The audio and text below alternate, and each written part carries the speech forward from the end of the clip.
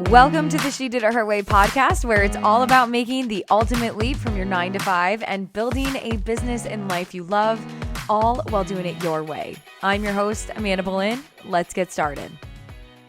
Hello, She Did It Her Way listeners. Welcome back to another episode of the She Did It Her Way podcast. Today, I am welcoming Lindsay Maloney, who is a self-made business and success coach who specializes in teaching women how to start and scale their dream coaching business with simplicity and confidence. She believes that you should always choose to use your intuition to guide you as you grow your business. With her step-by-step teachings and creative guidance, you'll feel inspired to take her tips into actions, push your business forward, and work with your dream clients. Lindsay works with women who want to get unstuck and structure their brilliance into a coaching business that's sustainable and financially exhilarating. She is also the creator of Standout Coaching Academy and the host of Book Your Dream Clients podcast. Lindsay, welcome to She Did It Her Way. Oh, thank you so much for having me. I'm excited to be here. Yeah, well, I'm super excited to have you here, and I love unpacking the journeys of women who have gone out and have done it their way, just like you. And I know as someone who started a business in the beginning stages, it was so empowering and inspiring to hear these stories of other women who've gone out and done it their way. Because I think starting a business, there's no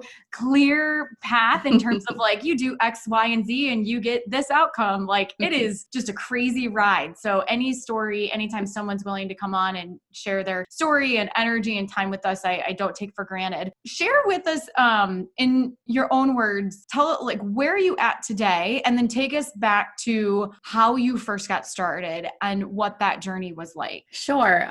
So thanks again for having me. I love talking about my journey because when you said everyone loves to hear that when they're just starting, it gives them inspiration to keep moving forward. Because I know it can feel like a toddler drew the map on how to make this happen, right? There's scribbles everywhere and you're trying to connect the dots. I started my business 10 years ago.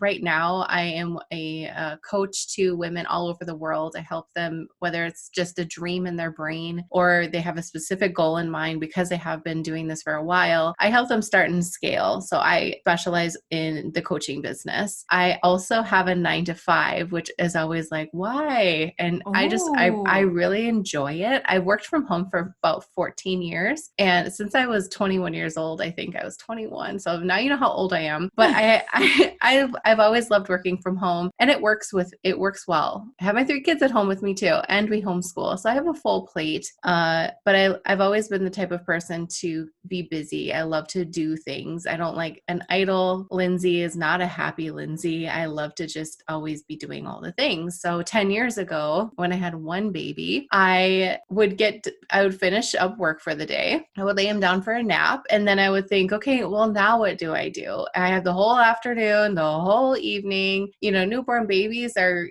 they don't really do much. And you're kind of wondering, I don't want to nap. I want to do something. So I started taking care of myself, and I ended up losing 90 pounds. Oh my gosh. Because I decided that if you don't eat junk food and you move, you can actually get healthier. Who would have thought, right?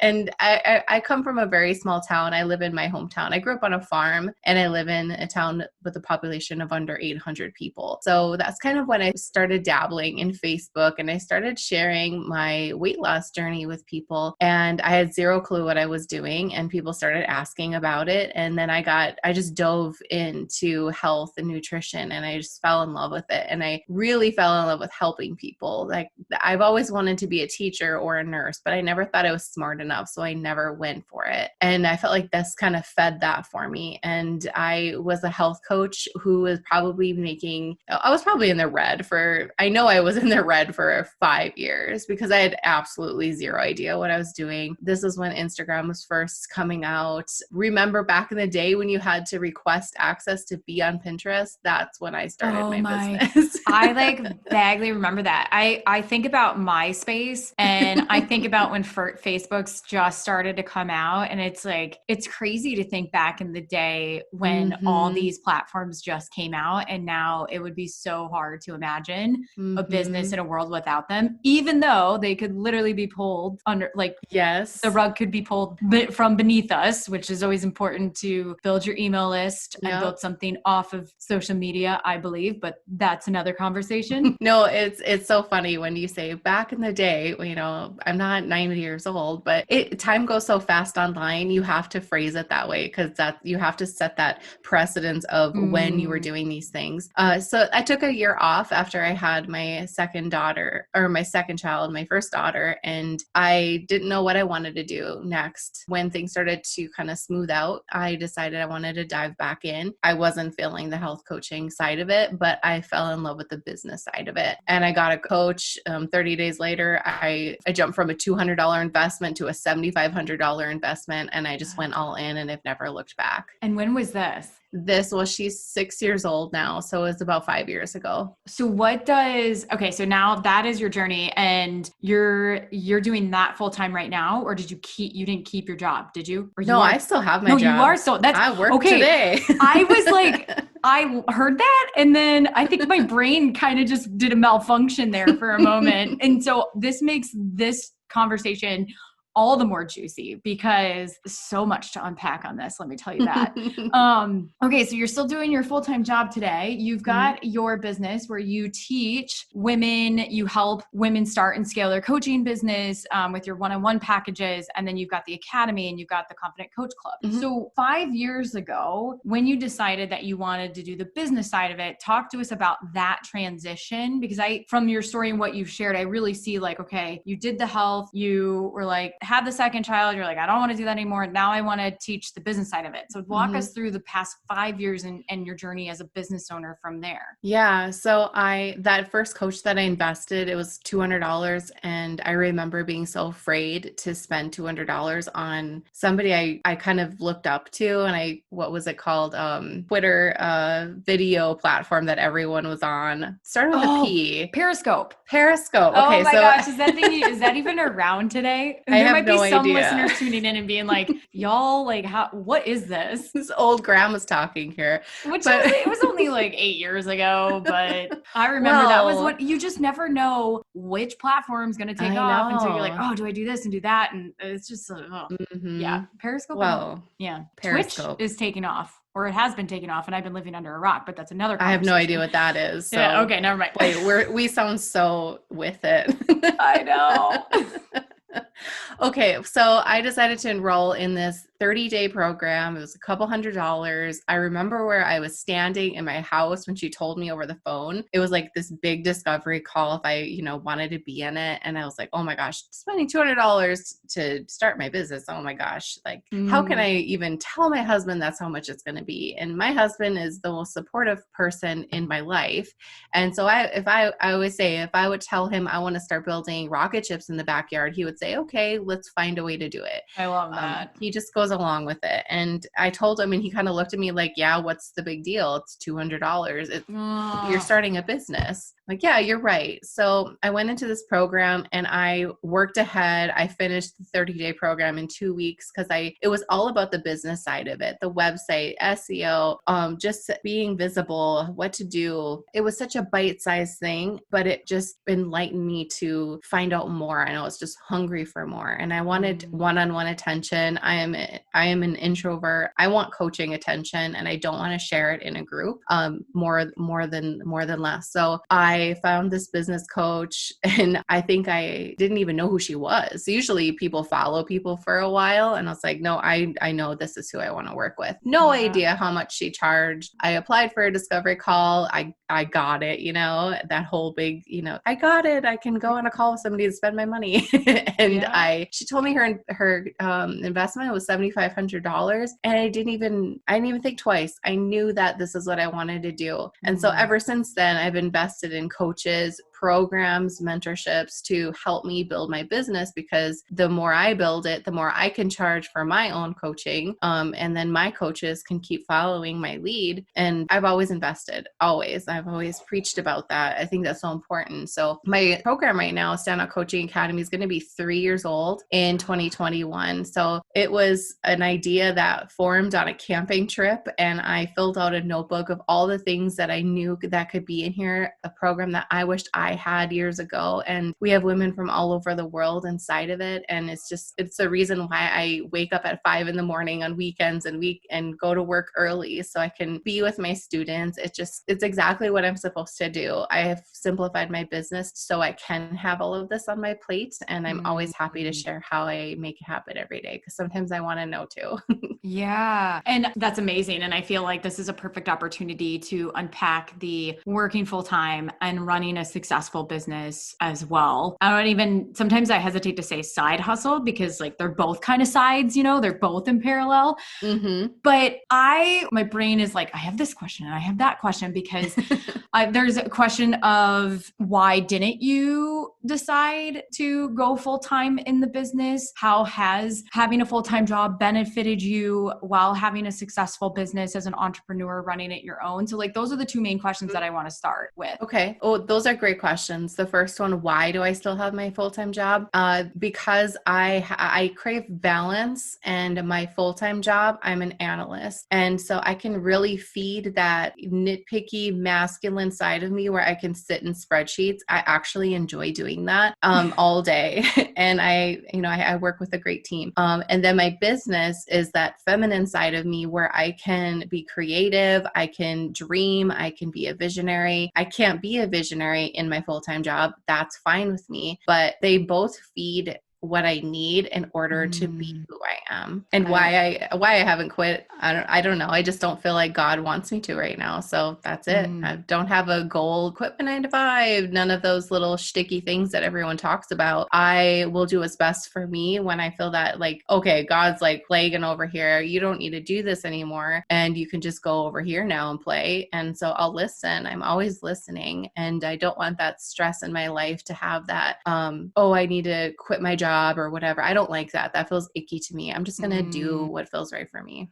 That's because you're doing it your way, girlfriend. Mm-hmm. Yeah, exactly. Yeah. And that is amazing. And I love that because I feel like I can just hear the sighs of relief, or I can't hear them, but I can feel them as you guys are listening to this, because so many of you might be tuning in and thinking that you have to take this ultimate leap, which I know that that's what we talk about. That's our shtick, like make your ultimate leap. But also, the most important thing is to do it your way. And I think doing it one's way can be a bigger challenge than anything else, because what you had said, Lindsay, is like, it requires people to get quiet. And for you listening, does God want me to take that next step? And for some people, it might not be God, it might be intuition, or they might call it spiritual or whatever that looks like. But having the discipline to get quiet enough to really go inward and make that decision from yourself and not from others outside of you, and demonstrating that like, it's okay to totally have a 9 to 5 and still run a successful business. Like that is possible. So I love, love, love that. Good, because I think it's important to get out there, because I think so many people stress out about it because they heard so-and-so say that this is what you need to do. And like you said, do it your way. This is what this is all about. Yeah. Like I love how it fills 2 of your needs, and you're like, I'm really analytical and masculine in this role. And then this role gets to allows me to be creative. And I think having the full-time job, which I talk about this for anyone who does want to make their ultimate leap, having a full-time job, instead of, if you're so focused on getting out of it, look at it as a way of constraint, because it forces you to be so much more efficient and productive with your time and the decisions that you're making. And so I would love for you to share with us, how do you manage and run and kind of switch between the full-time to your business, and what does that experience look like? Well, Lindsay right now, it was different from Lindsay 4 or 5 years ago. I was working a lot, to be honest. I was working before I went to my 9 to 5, during nap times, after work, at night. I was working all of the time. I was probably spinning my wheels 80% of it. I had zero clue what path to follow. So I just decided I'm going to throw all the irons in the fire and then see what happens. That is a recipe for burnout. So I wiped everything clean. And you pointed something out really important where you said, I got quiet. I didn't get quiet for years because I didn't realize that that was even possible. I just thought I had to keep being this busybody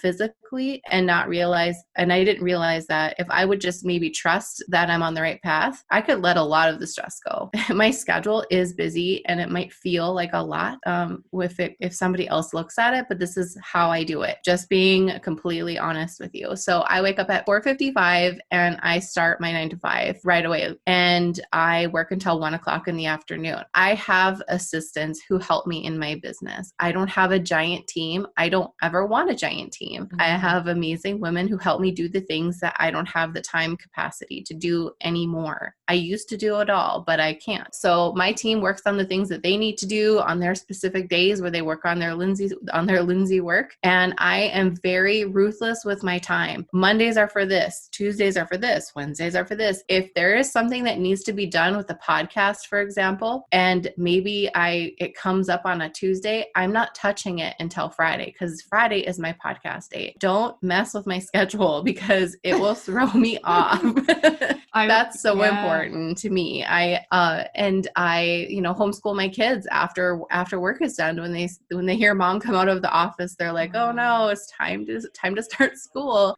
Then we do homeschool for an hour and a half or sometimes 2 hours, very rarely. And then sometimes I have to pop back in the office, but that's pretty rare. But yeah, I love Saturday mornings. I love morning work. That makes me happy. Everyone's sleeping. I don't have any other responsibilities. And I'll work with my clients. When you're working with clients from all over the world, there are some times where you're on those evening calls and early morning calls, but that's what feeds my soul. That's how I make it work. Well, I would love to tell us, what is your schedule that you abide by? My daily schedule. Daily and weekly. Sure. Give us the goods.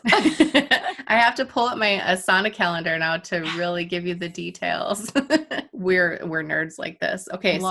Mondays are, a very big admin day for me. I will track all of my webinar results, the visitors, I'll track conversions, all of the things. I track metrics for the podcast, any kind of important growth in my business. Spreadsheets are coming into play a lot on Mondays. I set my goals for the week. I look at what I had for the week before.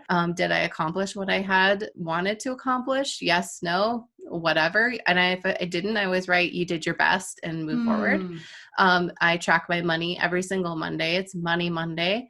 I check into all of my groups. I check in with my clients. I usually will Voxer my clients on Monday mornings just to see how everything's going. Usually we talk every day anyway, but it's just a standard that's there. Recurring tasks in your calendar. If you're not doing this, do it because it keeps you on task. Don't just randomly wing it because you're going to feel so overwhelmed. So I'm all about the recurring tasks.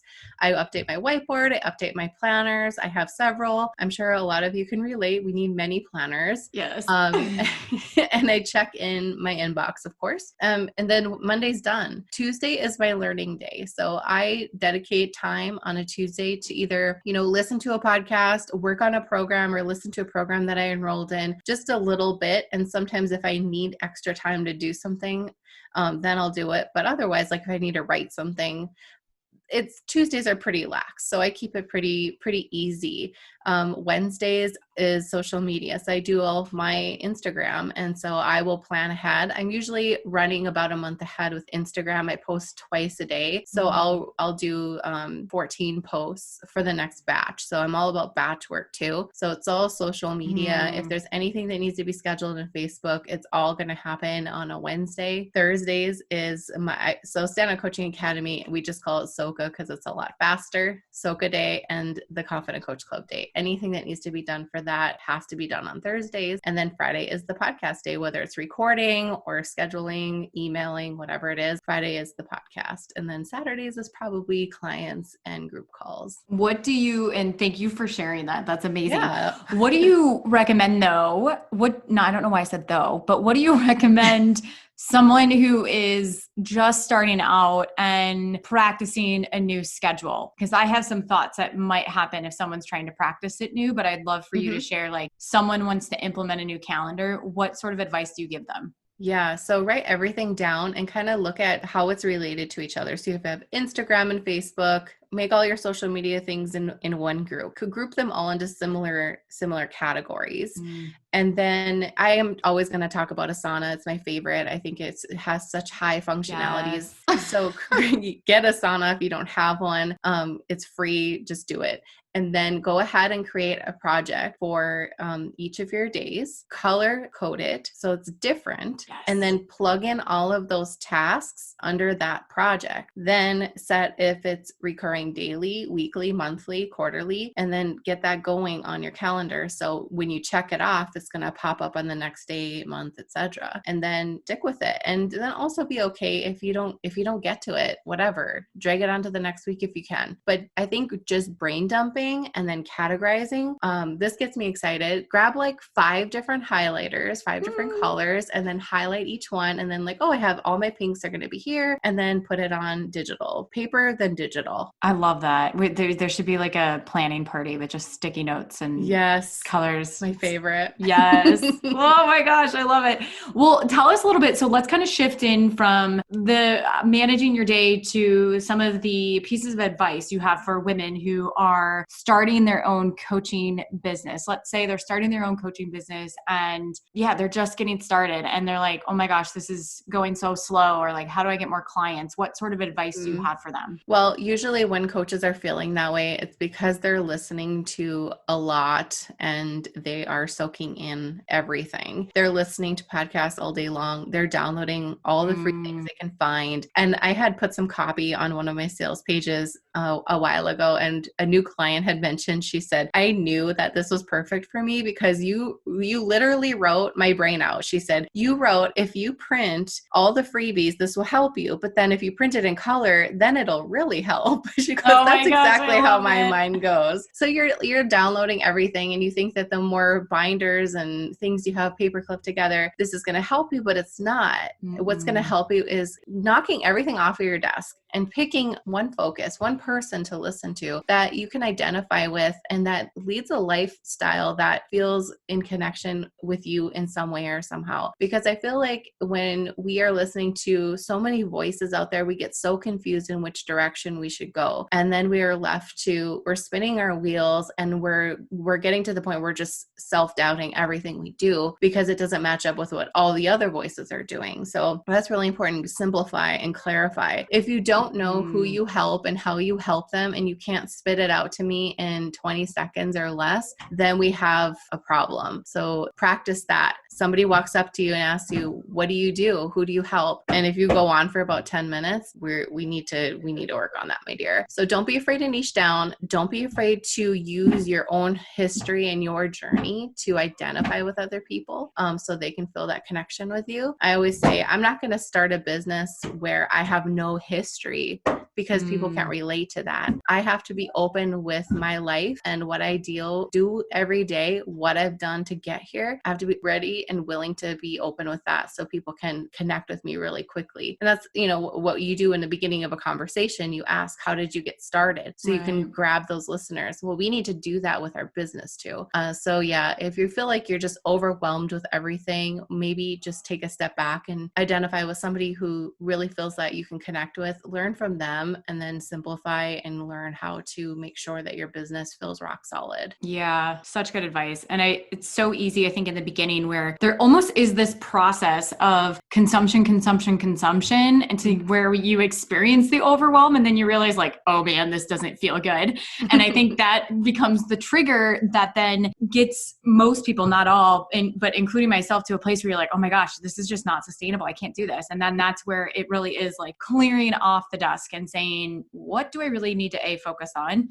The other thing too is when you said that it's probably because they're focusing on too many things, I always recommend one coach at a time and focus on one thing. And I'm a big proponent is you don't have to listen to all the podcasts. You don't have to listen or read all the books. It could actually serve you better to cut all of that out and focus on massive action. And then at some point in your journey, when it's more time and you feel like it's a good time, integrate that back in. And some people I know morning rituals and morning routines are 3 hours long, but in the beginning, maybe yours is 15 minutes long, but you're still doing some sort of priming your brain and working that bit in. Yeah.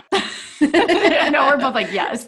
So I'm like sitting here nodding, like you can see me. Yeah, I know. I got you over in North Dakota. Yes. What are 3 actionable items you recommend new business owners do when they're starting out? Well, one is cut the clutter. You stop listening to everybody.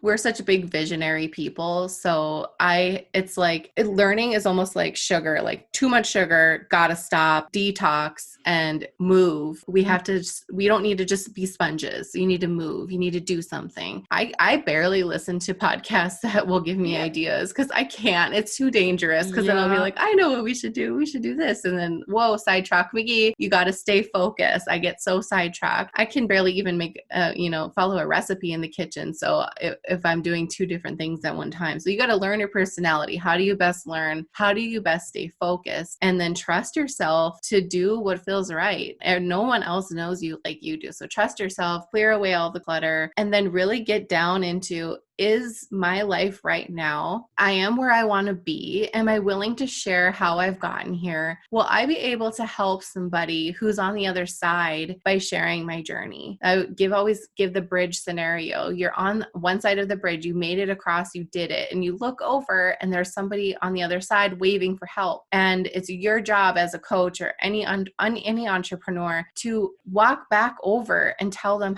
not only how to get across, but then hold their hand and help them. And if you don't know how to do that, then you're in the wrong niche. You're listening to somebody else. Your vision needs to be really clear. Your history, your path needs to be really clear in order for people to be able to trust you, to ask you to bring them where you are now. That's so good. What is something that you would say, what are you currently working on, whether it's yourself or your business? What I'm currently working on right now is I am dabbling in creating a new launch for Standout Coaching Academy. I haven't done a bigger launch in quite a while. My business is pretty evergreen. I get new students in and clients pretty easily. So I've been playing around with a new webinar style. And so I'm dabbling in that. Yeah. I love coming up with new things. And we're always giving our club members new things every single month. So we got to keep that going. And then I think next year for the podcast, we're going to do a lot of Lindsay episodes, not so many interviews. So we're just switching up the gears a little bit. Yeah, I love that. That's so fun. And I think that's what's the fun part about business is it's this constant evolution of learning and growing and testing. And I think that was like a big shift too, of kind of releasing instead of gripping the expectation or the outcomes and the results of the business so tightly, and more taking a step back and saying, okay, if I do X, Y, and Z, what's going to happen, rather than, oh my gosh, this has to happen like this. It's amazing what happens when you stop being a control freak over your business and just let it grow and blossom the way it's supposed to. I mean, you plant a garden, you don't stand there and stare at the ground, the empty ground, until something happens and then obsess on how fast it's growing and how well it's doing. Just let it go and walk away and trust that you're on the right path. Amen to that. Love it. Well, listen, I have a couple last questions for you, and they are rapid fire. So whatever comes to mind, just blurt it out. The first question I have for you is, what is your favorite business book? Oh my gosh, you cheated. What? How did I cheat? Did I already say it? No, I had it in my head of all of the rapid fire questions you could possibly ask, and that wasn't one of them. Oh, okay. You're right. I did cheat. No, you're fine. I'm looking back at my stack of books behind me. You know, one that I really love is The Law of Divine Compensation. Ooh. It's one that I read years ago, and the first couple of rounds of Soka that we did, we all read it together. I've read it 3 times. It is so good. So if you feel like you have like money blocks or just really bad history with money, or you just need to think more positively about making money in your business, that is an amazing book. And it makes you feel more connected with being open and trusting that whole process of making money in your business. I love that book. What's it called again? Divine Law? Law of Divine Compensation. I've never heard of it, but I love reading books about money. So good. That's awesome. Yeah, you have to read that. What is the best $100 or less purchase one can make in their business? A really good planner or 2. I love yours? Planners. I know you use Asana, but yeah, that's always the last thing. So I love Laura Casey's planners, her power sheets. I have like 2 of them in front of me, and I love her homeschool planners are really good too. And And then I have the Bando planners. I have those. And I love the 90X goal planners too. Yeah, those are the ones that I'm using right at this very moment. Yeah, I have 1, 2, 3, 4 planners, 5 planners right in front of me. I don't know. I got a problem.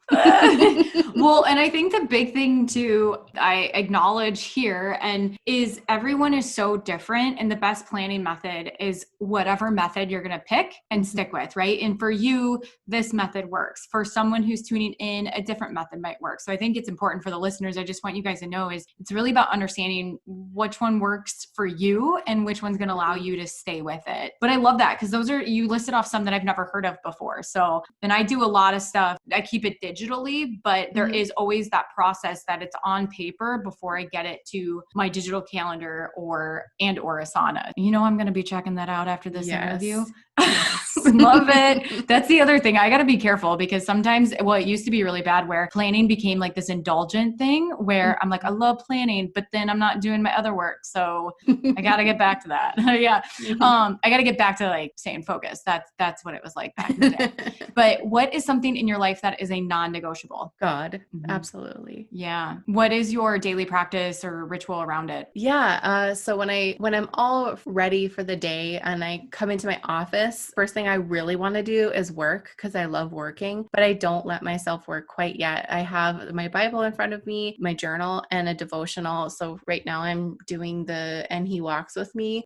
Just about finishing that. So I'll write in my journal, just things that I'm grateful for. And then I'll look in that and I'll see what I could read today inside the Bible. I'll read that and then I'll read the devotional. I open up my day with God and then I close it with God too. And I do the Jesus. I can't remember. Everyone always shares all of the snippets and I can't think of anything right now. Is it like a daily devotional Jesus one? Yes, I've seen it. I know what you're talking about. Okay, good. I feel bad. I love that. It's so, I find having such a, so mine isn't God, it's spiritual or whatever, right? But I find that having any sort of routine, a grounding routine, meditation, prayer is so important to keeping in perspective as to like what's most important, because you can have days as a business owner, as I'm sure you can attest to, where shit hits the fan and you're like, should I just give up? Should I quit? Am I cut out for this? Like if another technology breaks down, and then you start to realize you're like, hold the phone. I got a roof over my head. I have water. There's a toilet. I got a bed. It's all good. And absolutely. Having that ritual and practice is so good. Oh, well, this is amazing. Thank you so much for coming on the podcast. Can you answer one last question for me and tell my listeners where they can connect with you and find out more information about you and your services? Yeah, absolutely. This was so much fun. So you can go find me, lindsaymaloney.com. I have all the things on there. I have a freebie vault of a lot of freebies. Don't get too crazy, but there's a lot of free resources for you. I do have a free community for coaches. You can just type in dreamclientcommunity.com and you'll be sent right there. And then I also have a podcast, Book Your Dream Clients podcast, that you can tune into as well. So amazing. Thank you so much for coming on the show. Yeah, thank you so much for having me. If you enjoyed today's podcast episode, you can head on over to shedititherwaypodcast.com where you can access the entire vault of She Did It Her Way podcast episodes and more information all about how to make the ultimate leap from your 9 to 5. And if you enjoyed today's episode, I would be so grateful if you headed on over to iTunes and left a review letting me know what you love about the She Did It Her Way podcast. Until next time, keep doing it your way.